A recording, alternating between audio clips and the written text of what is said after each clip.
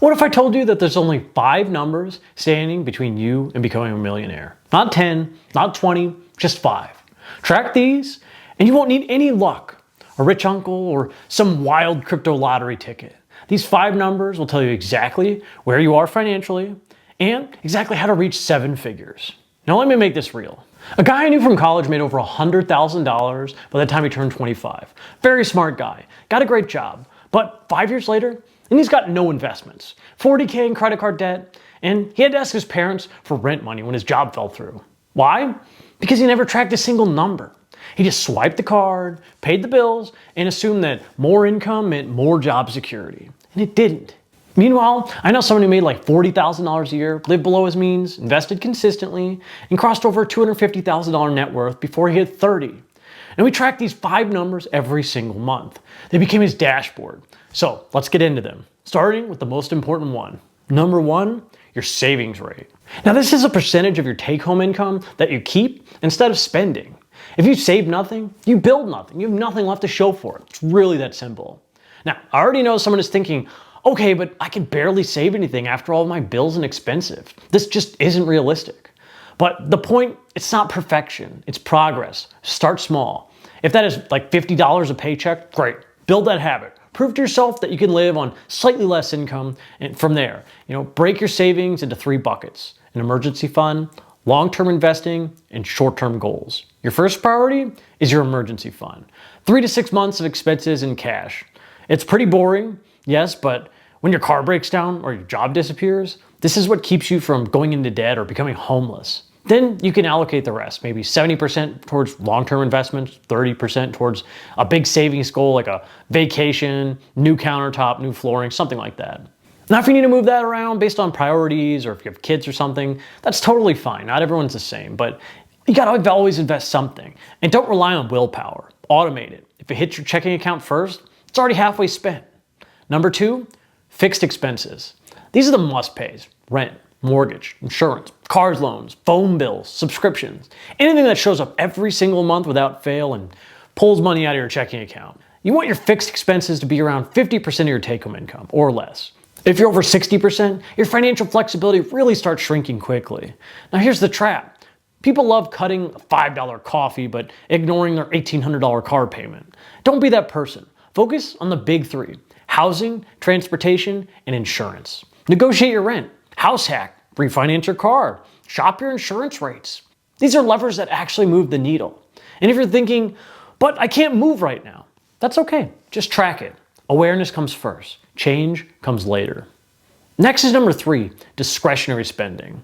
Whatever's left after savings and fixed costs, this is your fun money. Travel, hobbies, eating out, random stuff you buy on Amazon that you forgot you bought. But this is also where lifestyle creep kind of lives. You get a raise, and suddenly your $2,000 apartment becomes a $2,800 apartment. Your Corolla becomes a BMW. You're spending more, but not living better. This number should reflect your values. If you love hiking, spend money on some hiking gear.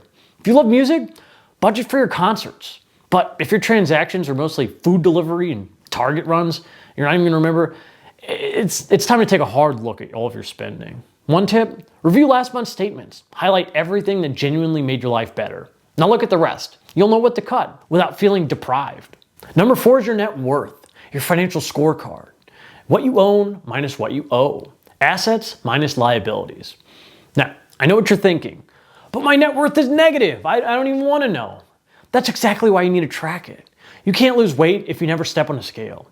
You can't get out of debt if you don't know how deep in debt you are. Track everything: your checking, your savings, your investments, your retirement accounts, HSA, even your car or home equity, or maybe some collectibles you have. Then subtract everything you owe: credit cards, student loans, car loans, mortgage, everything. Update it monthly or quarterly, use a spreadsheet or a free app. I pay for Monarch, not sponsored. And what matters is that you watch this trend over time. A rising net worth, even if it's slow, is a signal that your decisions are compounding in the right direction. I'm obsessed with personal finance, and even my net worth didn't really start budging quickly until I really started tracking it and paying attention to every intricate detail. So if you're not obsessed with personal finance, you really need to track it.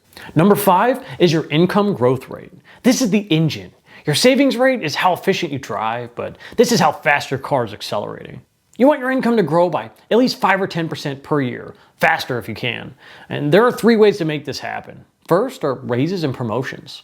Most people never ask for more money. They wait to be recognized. And don't do that.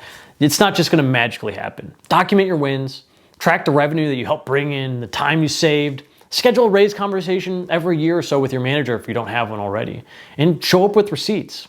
Second, strategic job changes. Sometimes the only way to get a significant pay bump is to change roles or companies. And this doesn't mean job hopping constantly. That's going to hurt you. It means being intentional. Interview every 12 to 18 months, even just to know your market value. Use that as leverage.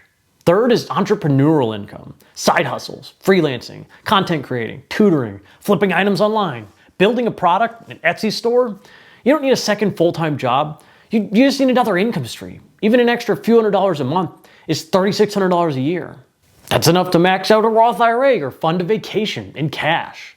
And here's the mindset shift. Your income isn't a fixed number. It's a skill that you can level up. Treat it that way. So let's recap. 5 numbers: savings rates, fixed expenses, discretionary spending, net worth, and finally, your income growth rate. Track these and you won't just become a millionaire. You'll know exactly why and how it happened. And this is what separates the lucky from the wealthy. Luck is one event. It's a one-time thing. Wealth is a process. Now here's your first step today. Yes, today, I want you to sit down and do 3 things. Open your banking app and figure out your savings rate. Just a rough estimate. Percent saved versus take-home pay. Now, next, write down your fixed monthly costs. Rent, utilities, car, subscriptions. Just get the full list. Then calculate your net worth. Even if it hurts, especially if it hurts, because that's where the progress really starts. It won't move until you do that. And you can also use a budgeting product to calculate these for you. I pay for Monarch. It does all of these things automatically. I used to use Mint, but that got axed, so rip Mint. And this will take you only 30 minutes or maybe less, especially less if you have one of the apps. But if you do it once and you do it again, eventually these numbers will become your dashboard. Just like a business watches its revenue, expenses, and profit, you'll watch your personal wealth grow. You won't get rich by accident. But if you track these 5 numbers, you won't need to. Thank you so much for watching. If you found this video helpful, please give it a like and subscribe for the YouTube algorithm. And leave a comment down below telling me, how do you track your net worth?